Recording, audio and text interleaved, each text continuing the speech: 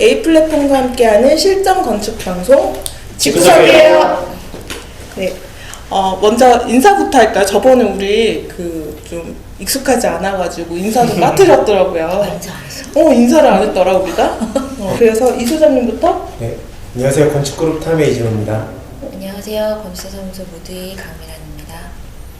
안녕하세요. 건축주를 꿈꾸는 토리아바입니다. 네, 안녕하세요. 파주에서 온 디자인랩 소소 장서윤입니다. 네, 저희가 지난 2번의 방송하고 이렇게 내보냈는데 저희가 그때 이후로 사실 오늘 첫 녹화잖아요. 그래서 지난 방송을 보시고 어떠셨는지 소감이 너무 궁금해요. 저 되게 놀랬거든요. 보고서 어색하다 그러고 껐어요. 못 봤어. 모니터링 안 한 거? 안 봤지. 30초 이상 볼 수가 없어요. 처음에 그랬어요. 맞아요. 너무 어색하더라고요. 그쵸. 이렇게 말하는 모습을 가까이서 본 적이 없으니까 그러니까 녹화한 목소리를 이제 내가 듣는 것도 되게 어색하잖아요. 우리 처음에 그것도 예전에 팟캐스트 할 때 되게 놀랬잖아요. 너무 놀랬지. 자기 내 목소리가 듣고 이렇단 말이야. 그랬는데 이번에 알았죠. 내가 저렇게 생겼구나. 말할 때 내가 저렇게 피곤한가? 나 너무 피곤하고 우리 너무 피곤해 보여. 막 그리고 막 불안한 거지. 막 눈빛이 막 약간 어딜 봐야 눈빛이 막 흔들리고. 그런 거. 그래서 무슨 깡이었나? 무슨 깡이었나 이런 생각이 들더라고요. 그리고 앞으로 이제 방송이 매주 올라가기는 하는데 한 주는 저희가 저번에 했던 것처럼 집이나 건축에 대한 이야기들을 하고 한 주는 이제 집과 집짓기 말고 다른 내용들을 좀 해보려고 해요. 그래서 한 주는 바깥 구석, 그 다음에 집구석 본방송, 한 주는 집구석 플러스 해서 집구석 외전 같은 이야기, 그 다음에 한 주는 또 집구석 본방송, 이런 식으로 번갈아가면서 계속 진행을 할 것 같은데, 그래서 오늘은 바깥 소식 시간이에요. 그래서 첫 시간인데 오늘은 댓글도 소개하고, 그 다음에 요즘에 있었던 건축과 관련된 뉴스들 좀 이야기를 하면서 우리가 실제로 필요한 정보들도 함께 좀 습득하고 그런 시간이 되지 않을까 합니다. 먼저 댓글 소개를 한번 해볼까요? 댓글 보셨어요? 이렇게 조용해. 영상을 안 보고 댓글만 내려서 몇 개 달렸더라고요. 그치 몇 개 있더라고. 영상은 바로 딱 끄고 바로 꽂잖아요. 영상 플레이를 시키지 않았어요. 그 댓글 되게 감동이었어요.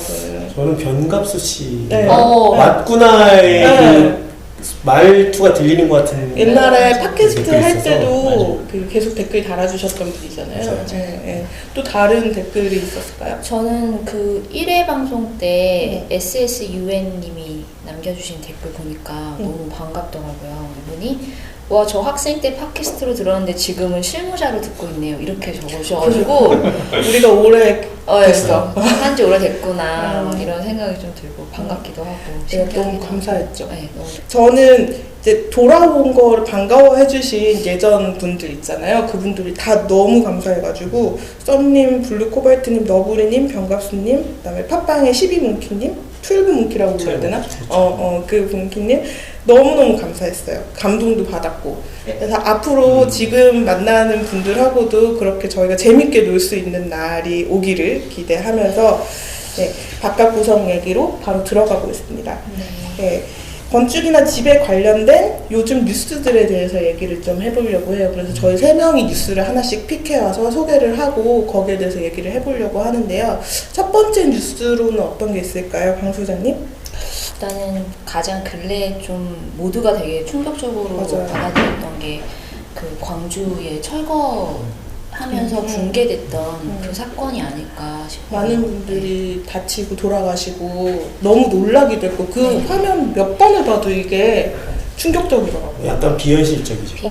소식만 듣고 철거하다가 붕괴가 됐다 해서 그냥 그 이전에 했던 그런 사고들만 딱 떠올랐는데 블랙박스 영상을 딱 보니까 이거는 이번에 보니까 그 뉴스가 워낙 크게 돼서 그것이 알고 싶다? 거기서도 이번에 한번 다루고 그렇게 했던데 거기서는 주로 업체들의 담합, 비리 이런 것들 위주로 왜 이런 구조가 됐는가 이런 것들 위주로 다뤘는데 저희는 무너진 이유를 간단히 보기도 하고 그 다음에 여기에 관련된 저희가 알아야 되는 내용들도 있잖아요. 거기에 대해서 좀 얘기를 해보려고 해요. 왜 무너졌을까요, 일단? 저희도 이제 그쪽에 완전 전문 분야의 그런 사람들은 또 아니니까요.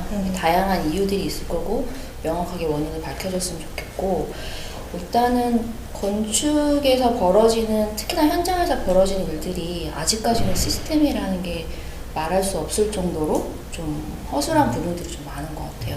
그 계획서에 의한 해체 과정이라든지 뭐 감리라든지 기타 등등 제대로 해야 되는 것들이 좀 안 돼서 무너지는 게 가장 좀 큰 부분일 것 같아요. 네. 그러니까 광주 철거 사고도 정확히 이래서인지는 아직 밝혀지지 않아서 얘기를 할 수는 없지만 그거를 꺾기라 그러더라고요. 이거를 한번 밑에 위에 조금 중간에서. 털고 밑에 한번 쾅 쳐가지고 넘어뜨려서 철거하는 방식. 그게 아무래도 빠르니까 그만큼 돈이 적게 들고. 그렇죠. 빨리 하려다 보니까 생기는 그렇게 하는 것 같아요. 사건들이 아닐까 싶어요. 그러니까 이게 그 예전에도 이제 저희가 광주뿐만이 아니라 전에 이제 이런 철거하는 과정 중에 뭔가 문제가 생긴 것들이 많아서 작년부터 새로운 인허가 과정 같은 게 생겼어요. 근데 당장 이제 저희의 업무가 됐던 일이기도 한데 예전에는 이제 기존의 건물을 지으려고 할 때 그 땅에 건물이 있으면 그냥 철거하고 철거 몇실 신고하고 그냥 이렇게 크게 어려운 부분이 아니었거든요. 근데 지금은 뭐 완파를 하던 아니면 증축을 위해서 조금 일부를 헐어내던 간에 그 규모에 따라서 저희가 건축 인허가 받는 것처럼 철거에 대한 인허가를 받는 게 생겼어요. 작년부터.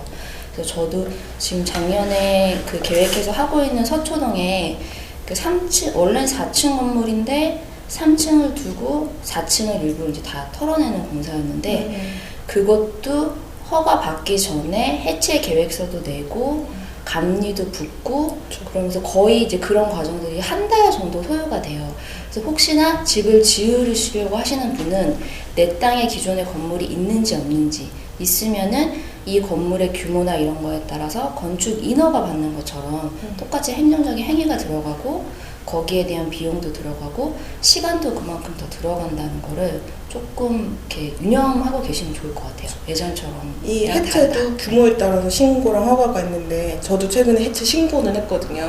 신고는 그냥 얘기만 하면 되는 거고. 신고 같은 경우는 그냥 해체를 이런 방식으로 하겠다. 조금만 해체를 하는 거기 때문에 저 같은 경우는 신고를 한 건이 그냥 샌드위치 판넬 건물 같은 거에 벽체 좀 걷어내는, 벽체 떼내는 게 전부예요. 근데도 신고를 해야 되는 거예요. 해체 신고를.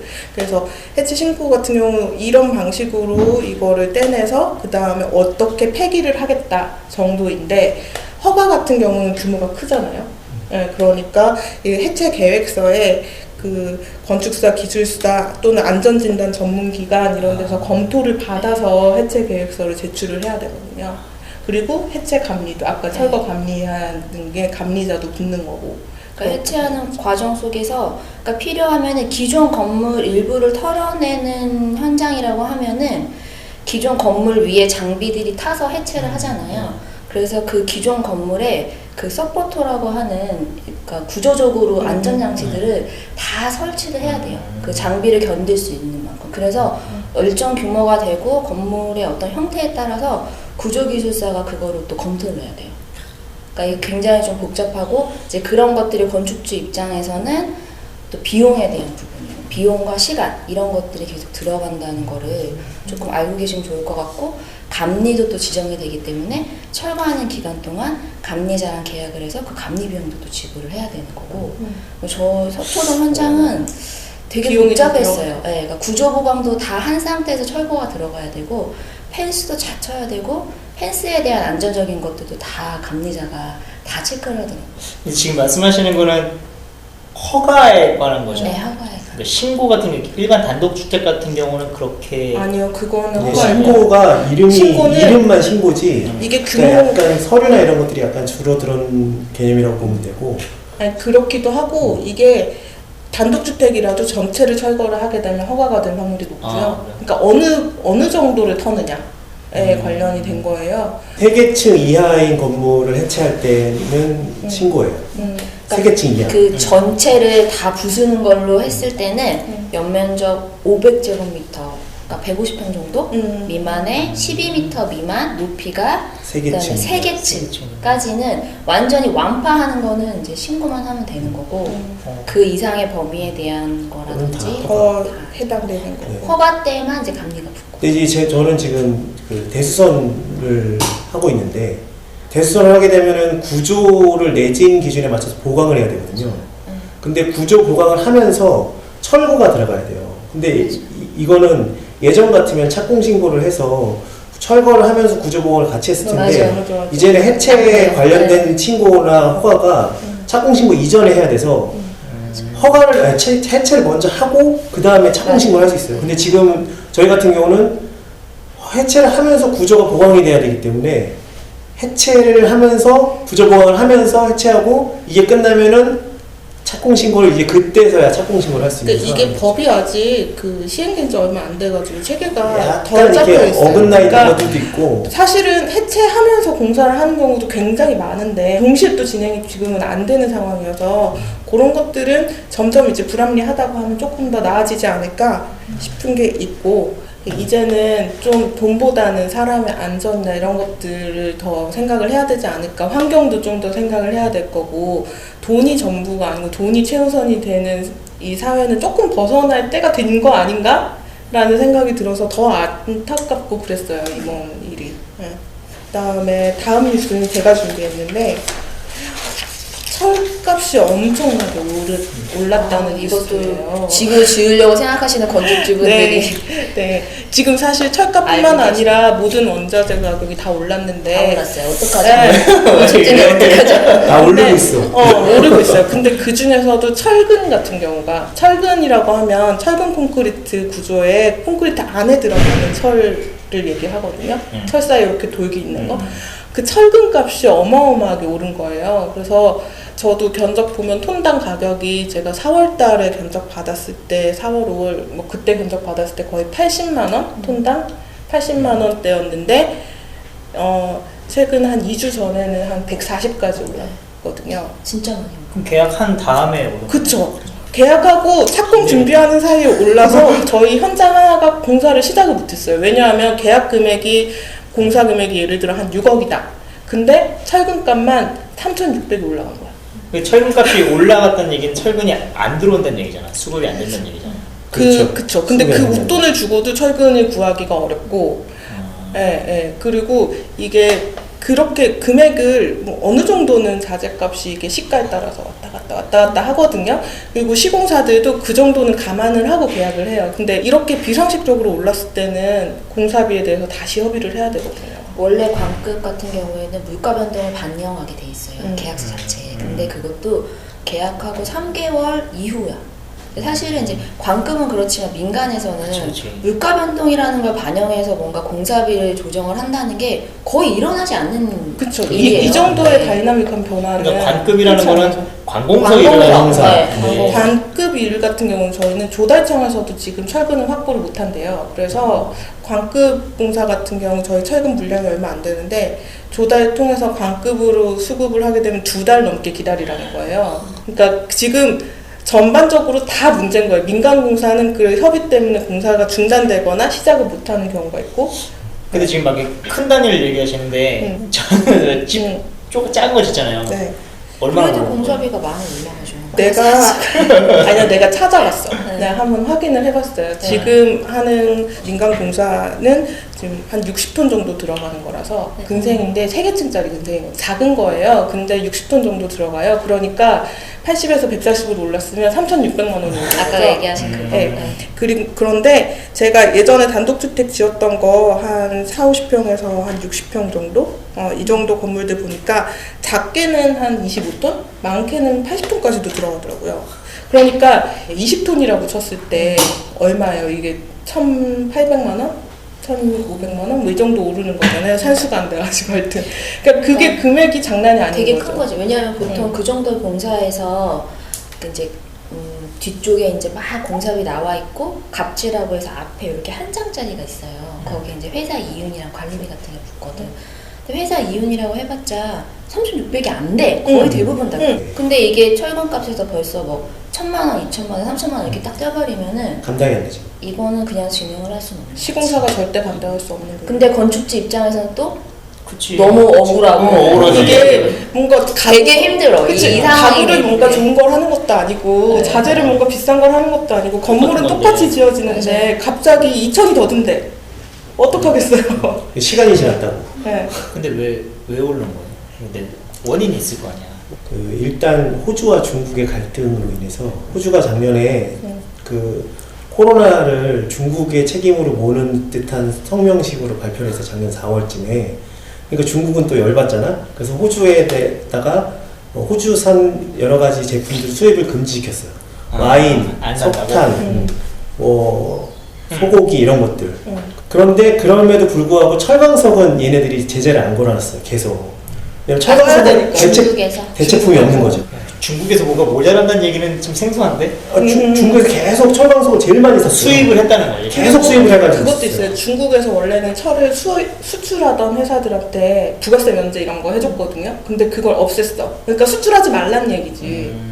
예, 그러니까 중국에서 철을 수출하던 업체들이 수출을 더 이상 안 하거나 비싸게 수출을 하거나 이렇게 바뀌었겠죠. 게다가 또 하나는 우리나라에서 전에 그 현대제철에 사고가 있었잖아요. 사망사고. 그것 때문에 현대제철이 또 영업 중지 생산을 못 예, 예, 예. 그래서 또 공장이 또 멈췄어. 우리나라에 공장 하나가. 이 모든 것들이 합쳐져서 이게 갑자기 빵 터진 건데 또 4월, 5월에 공사가 많잖아요. 맞아. 근데 내가 이거 아이들 찾으면서 아저씨. 뉴스를 봤는데 그 뭐냐 포스코, 현대제철, 동국제강 이런 우리나라 철강 업체들이 영업이익이 이번이 최대를 찍은 거야. 이것 때문에? 정유회사랑 똑같은 거죠. 그러니까 이번에 좀- 기름값 올라갔을 좀 때. 뭔가 기분이 되게 나쁜 거 있잖아. 우리만 소비자들은 막 지금 막 공사도 못하고 지금 난리가 났는데 철강 업계들이 잘 먹고 잘 사는 걸 보니까 뭔가 좀 배도 아프고 기분도 나쁘고 좀 짜증이 나기는 하던데 뭐 정확한 이유는 잘 모르죠. 뭐 우리가 경제는 잘 모르니까. 근데 어쨌든 좀 떨어지긴 해야 되는데 나라에서 뭔가 해야 되는 거 아니야? 떨어지긴 할 것 같은데. 떨어지긴 할 것 예. 같아요. 근데 아예 예전처럼 떨어지지는 않을 것 그러니까 같아요. 하여튼 이게 철강값이 오르면서 연쇄적으로 다른 건축 자재값도 계속 올라오고 있어요. 그러니까 뭐랄까 약간 이때가 기회다 약간 이런 분위기도 살짝 느껴지고 네. 그럼 집을 언제 지라는 얘기야? 일단 설계를 먼저 하시고 설계? 네, 하고. 설계를 먼저 하고 아, 설계값도 올라가는 거 아니야? 땅을 먼저 사고 우리도 땅값도 올립시다. 올라가. 설계비 올립시다. 좀 잘 됐으면 좋겠고 다음 뉴스는 이 소장님이 좀 찾아왔는데 방 물류 창고에서 화재가 났었죠. 그래서 전소를 했어요. 옛날에 뭐 화재가 발생하면 보통 전소까지 가기 힘든데 이게 이런 정도의 크기면 엄청 큰 규모라서 이게 전소됐다고 하는 건 굉장히 어려운 일이거든요, 사실은. 이게 뭐 축구장 뭐 15개? 그렇죠. 뭐 이러던데? 예, 예. 네. 면적이 얼마인데 이게 전소가 돼. 전소가 돼서 직원 사상자는 없었지만 안타깝게도 네. 그 대장님. 소방을 지휘하시던 그 대장님. 지휘관님이 이제 다 내보내고 마지막에 계시다 돌아가셨죠. 그래서 안타까운데 이것도 약간은 조금 구조적인 문제인 것 같아요. 보니까 이런 물류센터가 그 건축법상의 용도로는 창고거든요. 창고. 그래서 창고라서 여러 가지 소방 관련 시설이라든지 이런 거에서 굉장히 완화된 법규를 적용받을 수밖에 없어요. 그러니까 창고는 기본적으로 사람이 상주하지 그렇죠. 그런 개념이니까. 않는다라고 창고는 생각을 물건이 해서. 있는 곳이다라는 개념이라서 소방법이라는 거는 사람의 안전을 확보해주기 위해서 만들어진 법이니까 아무래도 약할 수밖에 없죠. 개념상. 근데 그 완화된 법을 안 지킨 것도 되게 많았다는 거예요. 그렇죠. 그 몇 개 안 되는 거죠. 스프링클러도 제때 작동을 안 했다던데 거의 8분 이상 작동을 그러니까 안 그게 했다던데. 스프링클러도 그런 그러니까 뭐 확인된 건 아니지만 이게 이제 스프링클러가 가끔씩 이제 민감하게 뭐 오작동을 해서 혹시 물이 나오면 상품이 이제 다 그치, 망가지는 젖으니까 거죠. 네, 그거를 이제 뭐 꺼놨을 것이다 뭐 이렇게 그렇게 얘기하는 추측도 건데. 되고 그리고 사실 스프링클러가 되게 어려워요 관리하기가. 그게 또 난방 안 되는 창고 같은 데 있는 경우에는 거기 이제 겨울에 얼지 않게 이렇게 배관에 동파 방지도 다 해야 되고 그리고 이게 항상 사용되는 게 아니잖아요. 그렇다 보니까 뭐든지 사용을 안 하면 낡아지잖아요 금방. 그렇다 보니까 이걸 관리한다는 게 정확히 안전하게 관리한다는 게 사실은 필요 없게 느껴지고 후순위로 밀리고 그렇게 될 수밖에 없는 일인 것 같기는 하지만 그러면 안 되지. 그래도 이게 여기서 일하는 처리되는 방식들이 다 물건을 어떻게든 빨리 이렇게 배송하는 그 시스템을 만들 것인가에 초점이 맞춰져 있었을 것 같아요. 이게 또 우리나라 법이 특히 건축 관련 법이 보면 큰 사고가 나면 뭔가 법이 추가가 되고 맞아요. 추가가 되고 네. 추가가 되고 저희 아까 얘기했던 해체 신고 이런 것도 잠원전 사고 이후에 추가가 된 법이고 그렇거든요. 그래서 아마 이것도 뭔가 또 영향을 미치지 않을까 싶긴 한데 전에 그 큰 불 몇 번 나고 난 다음에 이게 막 그 방화나 뭐 난연제, 불연제 이런 거에 대한 법규가 하나 생기기는 했었거든요. 예전에 그 다세대나 다가구에서 가장 많이 쓰는 재료가 있는데 일명 뭐 드라이비트 뭐 이렇게 그렇죠. 말하는 그러니까 그런 것들이 불에 되게 잘 탄단 말이에요. 단열재니까. 그래서 그때 한번 건물이 되게 많이 타가지고 문제가 돼서 법이 바뀌었죠. 집을 지으시려는 분들은 또 여기서 좀 알아야 되는 게 돈 얘기하려고 이게 돈이랑 관련해요. 왜냐면 예전에는 이제 똑같은 그냥 단열재 쓰면 되는데 이제 3층 이상이거나 9m 이상의 건물 또는 이제 필로티 주차라고 해가지고 주차하고 위에 이렇게 뭐 거실이라든지 지붕. 뭔가 있는 부분 있잖아요. 지붕 말고 위에 이제 거실 같은 거 있잖아요. 그럴 때는 뭐 불연이나 중불연 이런 재료를 써야 돼요. 그래서 단열재도 비싸죠. 기능이 생기면서 비싸져요. 이런 부분도 그러니까 뭐 쿠팡 되게 화제가 났네. 나랑 크게 뭐 상관없지 않을까라고 생각하시더라도 이런 사회적인 큰 이슈가 터지면은 건축법에서 그걸 반영해서 계속 법들이 생겨나기 때문에 내가 단순하게 뭐 주택을 짓던 아니면 작은 근생을 짓던 하더라도 이런 관련된 내용들이 나랑도 연관될 수 있다. 집을 지으려는 나도. 그러니까 그런 거 한번 좀 생각을 미리 좀 하시면 좋을 것 같아요. 어쨌든 안전에 관한 거니까 이것도. 그런 생각이 들어요. 이번 뉴스를 쭉 보면 법이나 시스템이 아예 없지 않아. 예전에 우리가 비슷한 사고들을 당했고 그래서 시스템들이 돼 있어. 그거를 잘 유지하고 감시하고 관리하고 대비하는 시스템이 작동을 잘 안 한 거 아닐까라는 생각이 들어서 저는 그게 되게 아쉬운 것 같아요. 계속 시스템이 그 보완되는 방향으로 계속 가니까. 그렇죠. 네. 근데 한 가지 조금 불만? 약간 이런 건 뭐냐면 떠넘기는 것 같은 거야. 그치. 이런 법규를 만들었으니 너희를 지켜.